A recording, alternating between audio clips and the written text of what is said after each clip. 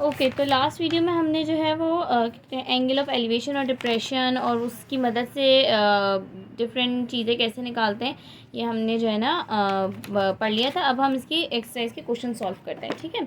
इसमें 5 ही क्वेश्चन हैं, 5 मैं करवा दूँगी, ठीक है। एक्सरसाइज 30.5 है, ठीक है। अब इसमें पहला सवाल ये है, from the top of the light house. अच्छा, मैंने पहले भी ये बताया था कि जो भी हम पढ़ते जाएंगे उसकी एक डायग्राम बनाते जाएंगे ताकि हमें फिर आसानी हो जाए कि किस तरीके से सॉल्व करना है। तो ये है from the top of a light house, यानी एक लाइट हाउस है, आपने एक लाइट हाउस बना लेना है यहाँ इसके टॉप से। पेन सही नहीं चल रहा, वेट।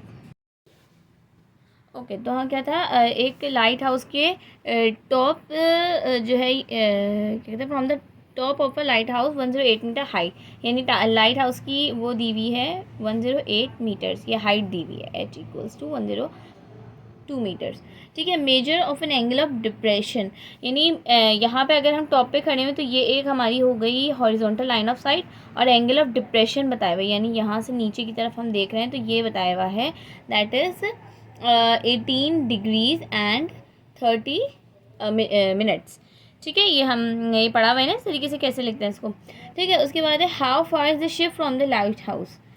यहाँ पे एक शिप खड़ी हुई है जिसका एंगल ऑफ डिप्रेशन बताया हुआ है, दैट इज़ शिप, ठीक है। अब हमें ये बताना है कि लाइट हाउस से और शिप का डिस्टेंस कितना है,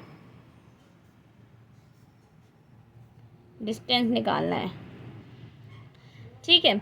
अच्छा, तो डिस्टेंस जो है ये हमारा अब ये हम अगर यहाँ पे देखा जाए तो ये हमारा राइट एंगल ट्रायंगल बन गया, जिसमें कि ये हमारा परपेंडिकुलर है क्योंकि यहाँ 90 का एंगल बन रहा है, तो ये परपेंडिकुलर हुआ, परपेंडिकुलर की वैल्यू 102 मीटर्स हुई।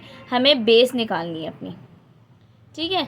और जो है अच्छा, हमने ये भी पढ़ा था कि जब हमारे पास इस तरीके से होता है कि दो पैरेलल लाइंस के बीच में एक लाइन उसको इंटरसेक्ट करती हुई जा रही होती है, तो जो है ये एंगल और ये एंगल बराबर होते हैं, तो यानी कि यहाँ का एंगल भी 18 डिग्रीज और 30 मिनट्स होगा, ठीक है। अब हमारे पास तीन मतलब वो एलिमेंट्स गिवन हो गए, अब हम ये निकाल लेंगे, ठीक है। इसको सिंपल जैसे हमने एग्जांपल सॉल्व करी थी वैसे ही करेंगे, जैसे इसमें फ़र्क क्या आएगा कि हम पहले इसका यूनिट चेंज करके पूरा डिग्रीज़ में करेंगे, ठीक है। 18 डिग्रीज तो ऐसे ही रहेगा जैसे हम कन्वर्जन करते थे कि 30 मिनट्स है तो 30 डिवाइड बाई 60 हो गया, 0.5 आया, फिर इसको प्लस किया, 18.5 डिग्रीज आंसर आ गया, ठीक है। और हमने यहाँ पे छोटा डाटा बना लिया था कि लाइट हाउस की हाइट कितनी है, एंगल ऑफ डिप्रेशन कितना है, और जो है डिस्टेंस कितना है वे हमें मालूम करना है। फिर हमने tan थीटा का फॉर्मूला लगाया, परपेंडिकुलर अपॉन बेस, ठीक है। इसको कैलकुलेट किया, हमारा आंसर आ गया। फिर हम यहाँ पे लिख देंगे the distance between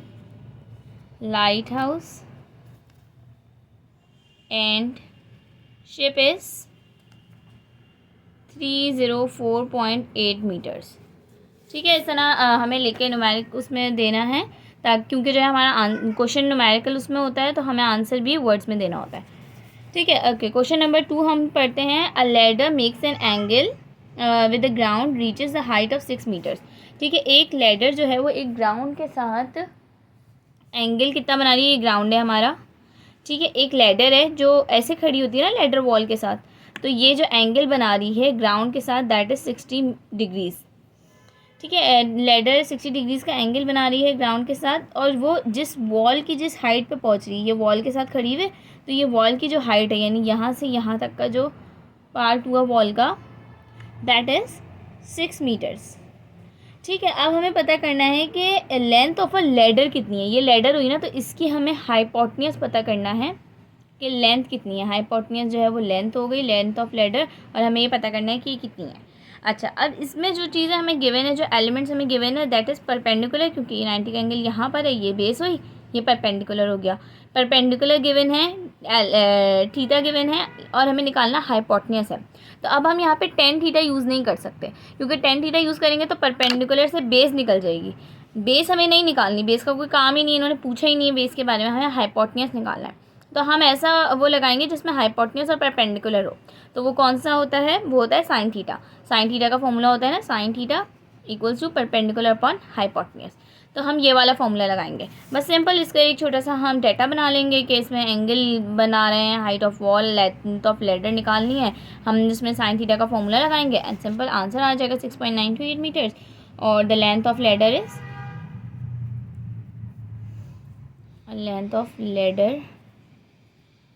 is 6.928 metres.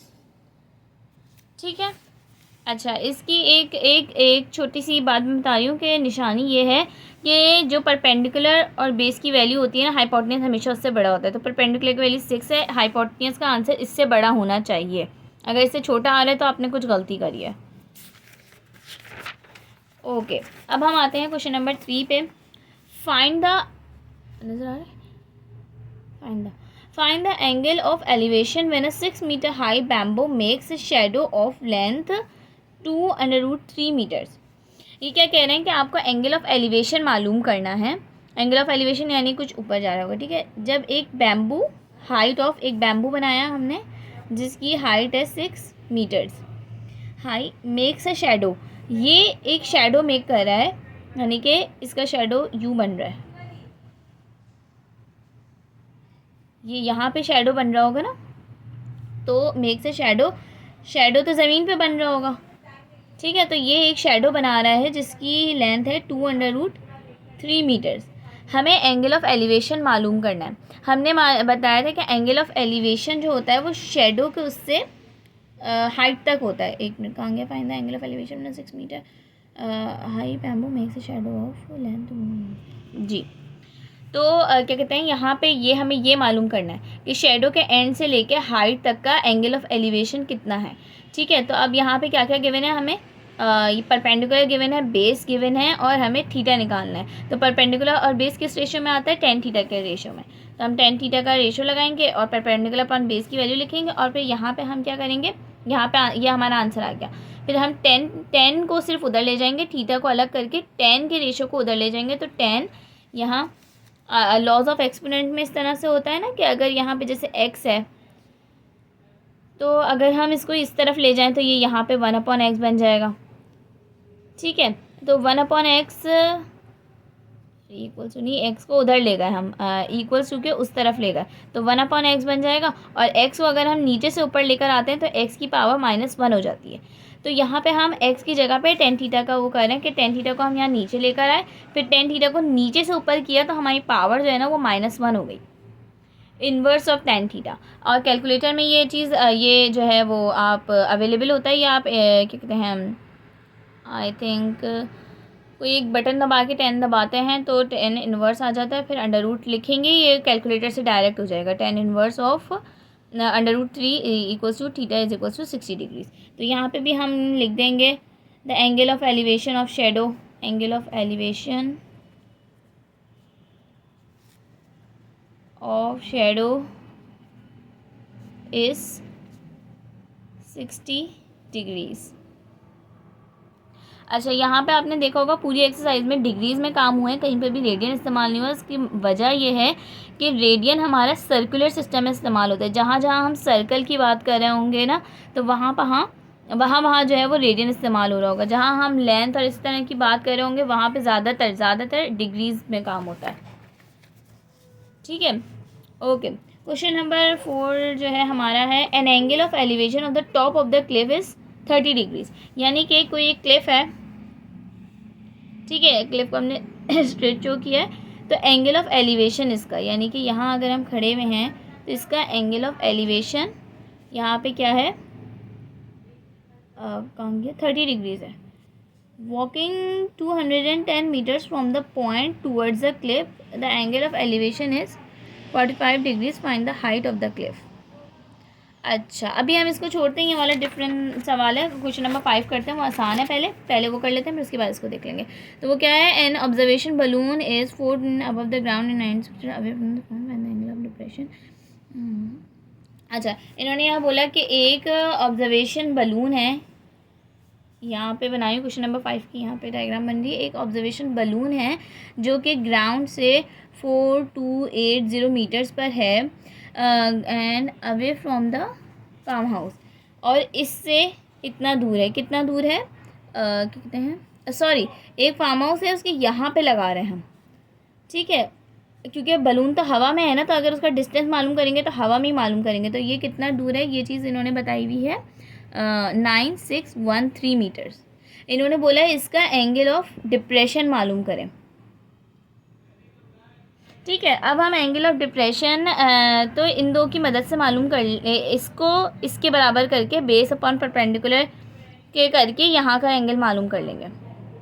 ठीक है, इस तरीके से करेंगे, जैसे ये और ये बराबर हो गया ना, यानी आसमान पे अगर हम बात करें या आसमान को सीधा ज़मीन पे ले आएँ तो ये लेंथ तो डिस्टेंस तो बराबर ही रहेगा ना आसमान पर ज़मीन पे, तो हमने इसको यही कंसिडर कर लिया। यानी ये उन्होंने वैसे हवा की वो दी हुई थी या हवा में कितना डिस्टेंस है, लेकिन हमने उसको ग्राउंड पे कंसिडर करके इसको बेस बना लिया, इसको परपेंडिकुलर बना लिया, और अब हमने बेस अपॉन परपेंडिकुलर की मदद से थीटा जनरेट कर लिया।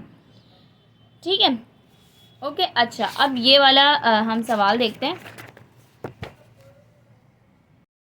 ओके, इसको इस तरीके से नहीं, मैं दूसरे डायग्राम बना के समझाती हूँ। वो ये है कि angle of elevation of the top of the Cliff is 30 degrees. यानी आप ज़मीन पे खड़े हुए हैं, यहाँ ज़मीन पे खड़े हुए हैं, उल्टी बना हुए। ठीक है, अब यहाँ से आपने क्लिफ को देखा तो ये हमारा 30 डिग्रीज़ का एंगल हो रहा था।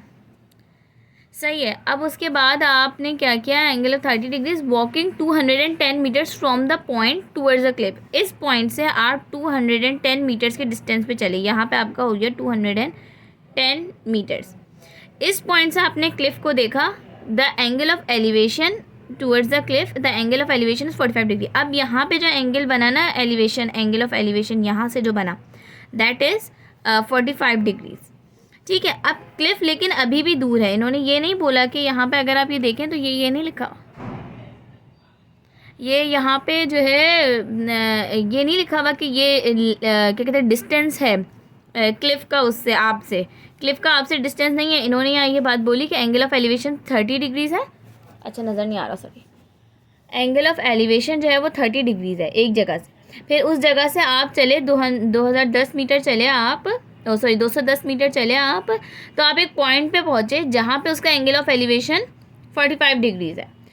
लेकिन इन्होंने टोटल नहीं बताया कि टोटल आपको कितना क्लिफ से डिस्टेंस कितना है, यानी कि ये अभी भी हमारा x है। यहाँ से यहाँ तक का डिस्टेंस उन्होंने बताया है, ये नहीं बताया, ये x है हमारे लिए। ठीक है, अच्छा, और एक और चीज़ हमें क्या मालूम क्या करना है, हमें ये हाइट मालूम करनी है, क्लिफ की हाइट हमें मालूम करनी है। अच्छा, अब जो है 90 डिग्रीज़ का एंगल ये है, यानी कि हमें क्या कहते हैं बेस भी हमें पूरी नहीं पता। बेस हमारी बनेगी 210 प्लस x मीटर, यानी कुछ और भी हमें चलना चाहिए था जब जाके हम क्लिफ पे पहुंचते, कुछ रास्ता हमने छोड़ा है। 210 प्लस x जो है ये हमारी बन गई बेस। सही है, अब हमें एक एंगल तो गिवन है 30 डिग्रीज़, बल्कि दोनों एंगल्स गिवन है 30 45। लेकिन हम अगर इसको रखते हैं, अगर हम 30 डिग्रीज़ के एंगल को रखते हैं तो मसला ये है कि यहाँ से परपेंडिकुलर नहीं बन रहा कि हम इसको 90 का बना दें। अगर हम यहाँ से रखते हैं तो हमें वैल्यू ही नहीं पता, ये x है, बेस की वैल्यू ही नहीं पता। तो अब हम इसको किस तरीके से सॉल्व करेंगे, हम क्या करेंगे, दोनों चीज़ों की मदद लेके मिक्स एंड मैच करके इसको सॉल्व करेंगे। सबसे पहले हम ये कहेंगे कि अगर हम यहाँ पे गौर से देखें तो दो ट्राइंगल्स बन रहा है, एक ट्राइंगल, दो राइट एंगल ट्राइंगल बन रहा है। एक राइट एंगल ट्राइंगल ऐसा है जिसकी यहाँ पे 45 डिग्रीज है, दैट इज़ दिस वन।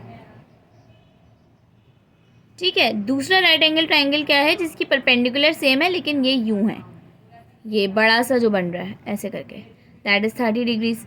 तो दो राइट एंगल ट्राइंगल बन रहा है ना, तो हम दोनों राइट एंगल ट्राइंगल का वो लेकर और दोनों को मैच कर देंगे। कैसे, पहले हमने ले लिया, इसके हम पॉइंट्स के नाम रख देते हैं क्योंकि ये थोड़ा सा कंफ्यूजिंग है, तो हम इसमें पॉइंट्स के नाम रखेंगे। इस पॉइंट को मैं कह देती हूँ इस पॉइंट को मैं कह देती हूँ एक सेकेंड ओके, इसको ए कह देंगे, इस पॉइंट को बी कह दिया, इस पॉइंट को सी कह दिया, और इस पॉइंट को जो है हमने डी कह दिया। सही है, उल्टा कर लेते हैं, इसको बी कह देते हैं, इसको ए कह देते हैं, इसलिए क्योंकि मैंने पहले से सॉल्व किया हुआ है तो मैं इस हिसाब से कर रही हूँ, वरना आप जो भी पॉइंट लेंगे ना फिर उस हिसाब से आगे सॉल्व करती जाएंगी। सही है, अच्छा, अब हमने पहले कौन सा ट्राइंगल कंसिडर किया, ये वाला ट्राइंगल, छोटा जो ट्राइंगल है ना, ये कंसिडर करके हमने कहा भाई ट्राइंगल DBC कंसिडर कर लिया, DBC कंसिडर किया। चाहे तो आप यहाँ अलग बना भी दें, ये 45 डिग्री का एंगल है, ये हमें नहीं पता, ये हमें नहीं पता। ठीक है, अब हमें ये दोनों ही नहीं पता, तो हमने इसमें tan थीटा का फॉर्मूला लगाया, क्योंकि बेस और परपेंडिकुलर की बात हो रही थी ना, तो tan थीटा काम करने वाला था, हमने tan थीटा लगाया। हमने 1045 जैसे ही लगाया, डिग्री तो पता है ना हमें, 1045 लगाया तो 1045 1 के बराबर होता है, 1। ठीक है, तो 1 आया तो x को उधर लेगा, तो हमें ये पता चला कि x और जो a है, a यानी कि हाइट जो है, h यहाँ पे h लगा लें, h जो है वो इसी डिस्टेंस के बराबर है। इस बात से हमें ये बात पता चली। ठीक है, यानी कि अगर हम x निकाल लें या हम h निकाल लें, कुछ भी निकालें, तो हमें हमारा आंसर मिल जाएगा। ठीक है, अब हमने क्या किया, दूसरा वाला ट्राइंगल लिया, जो बड़ा वाला ट्राइंगल था, हमने कंसिडर ट्राइंगल किया, ट्राइंगल ABC, जहाँ पे एंगल ऑफ एलिवेशन हमें पता है, डिस्टेंस पता है क्लिफ का, वो क्या है 210 प्लस x ये x लिखेंगे ना, जो हमने यहाँ x डिनोट किया हुआ है, तो हमने 210 प्लस x कर दिया। हाइट ऑफ द क्लिफ हमें मालूम करनी है। ठीक है, अब इसमें भी हमारे पास बेस और परपेंडिकुलर की बात हो रही है, तो हम tan थीटा इस्तेमाल करेंगे। tan थीटा हमने लिखा, a की जगह यहाँ पे h कर लें, h हमें हाइट मालूम करनी है ना, तो h कर लिया, बेस लगा ली। सही है, अब हमने इसको जितना सॉल्व कर सकते थे हमने किया। ठीक है, अब जब हम यहाँ पहुँचे, यहाँ पे आके रुक गए हम, क्योंकि यहाँ पे एक x आ गया, एक h आ गया। ठीक है, लेकिन हमने पहले ये मालूम कर चुके हैं कि x जो है वो हमारा h के बराबर है, तो हमने x की जगह पे h पुट किया, x की जगह पे h पुट किया, और जो है इसका फिर हमने आंसर निकाल लिया, इसको उधर ले गए, सॉल्व किया, डिवाइड किया, ये आंसर आ गया। तो ये थोड़ा कंफ्यूजिंग है, थोड़ा सा टेक्निकल है, लेकिन जो है अगर समझ आ जाए तो फिर आसान हो जाता है।